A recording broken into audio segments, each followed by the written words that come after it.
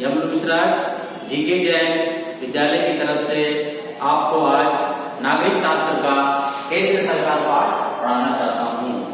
ये पाठ कक्षा 10वीं का दूसरा पाठ है। पाठ का नाम है केंद्र सरकार। तो हमारे किताब में 3 सवाल दिए हुए हैं, उसमें मैंने तीसरा सवाल को लिया है। जो सवाल है, भारत के प्रधानमंत्री के कार्य और शक्तियों को बताइए। तो उनके किताब में 6 कार्य और शक्तियां बताई गई हैं, जो मैंने आपके सामने प्रस्तुत किया है। तो भारत का प्रधानमंत्री भारत के लोकसभा में जिस दल के नेता को चुना जाता है, वही भारत का प्रधानमंत्री बनने के योग्य रखता है। तो हमारे भारत के प्रधानमंत्री 5 साल के लिए चुने जाते हैं। तो लोकसभा में 540 के सदस्य और राज्यसभा में 250 सदस्य चुनकर आते हैं। ये लोकसभा के सदस्य ही भारत की जनता के द्वारा चुनाव के माध्यम से चुनकर लोकसभा में प्रवेश करते हैं, जो हमारा लोकसभा के नाम से प्रसिद्ध है। तो जिस दल को लोकसभा में बहुमत प्राप्त है और उन सदस्यों को, जिस व्यक्ति को अपना प्रधान चुनना है, वही भारत का प्रधानमंत्री बन सकता है।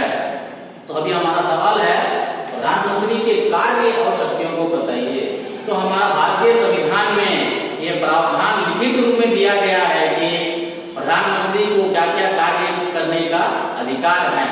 तो पहला है, भारतीय संविधान के अनुच्छेद 78 में ये प्रावधान है, लिखित रूप से लिखा गया है कि हमारे कॉन्स्टिट्यूशन संविधान में पहला है, प्रधानमंत्री मंत्रियों के विभिन्न विभागों की घोषणा करता है। तो जो भी दल चुनकर लोकसभा में आते हैं, प्रधानमंत्री चाहे तो उनको अपने मंत्री परिषद में शामिल कर सकते हैं और जिसे भी जो भी मंत्री पद देना चाहते हैं, ये प्रधानमंत्री को पूरा अधिकार है। वो किसी को भी गृह मंत्री, रक्षा मंत्री या फिर शिक्षा मंत्री बना सकते हैं। अगला, केंद्रीय मंत्रिमंडल की बैठक की तिथि और समय का घोषणा करना। तो केंद्रीय मंत्रिमंडल में कोई समस्या आ रही है, उसका समाधान निकालना है, तो उसके लिए मंत्रियों को बुलाना पड़ता है। तो किस तारीख पर होगा, किस समय पर होगा, किस जगह पर होगा, यह निर्णय लेने का अधिकार सिर्फ प्रधानमंत्री को ही है और किसी को नहीं है।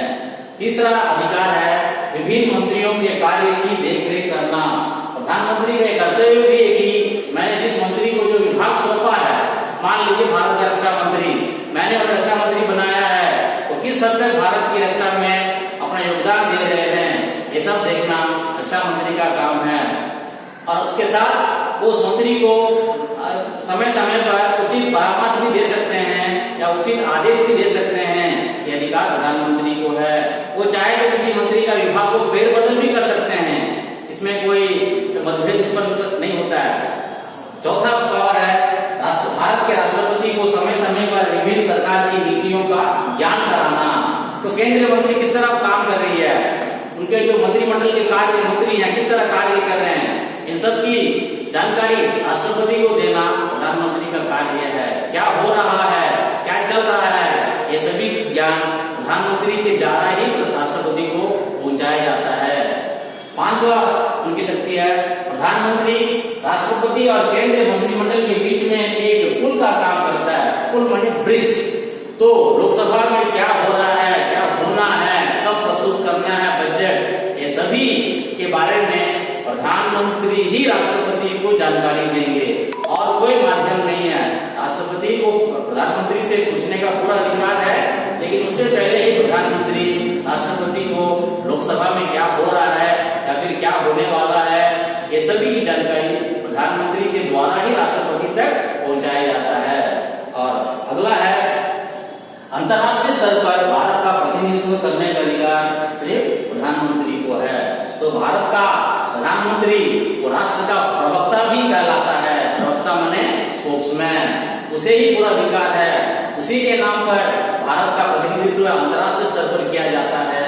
तो भारत का प्रधानमंत्री, राष्ट्रपति, लोकसभा सदस्य, ये सभी भारत के लोकसभा में कार्य करते के द्वारा ही चुनकर लोकसभा में आते हैं।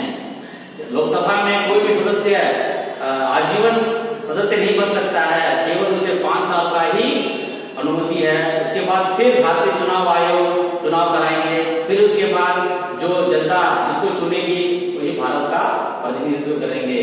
तो मैं उम्मीद करता हूं कि ये मेरा वीडियो आपको पसंद आएगा। तो आप जीके जैन यूट्यूब को सब्सक्राइब करें। धन्यवाद।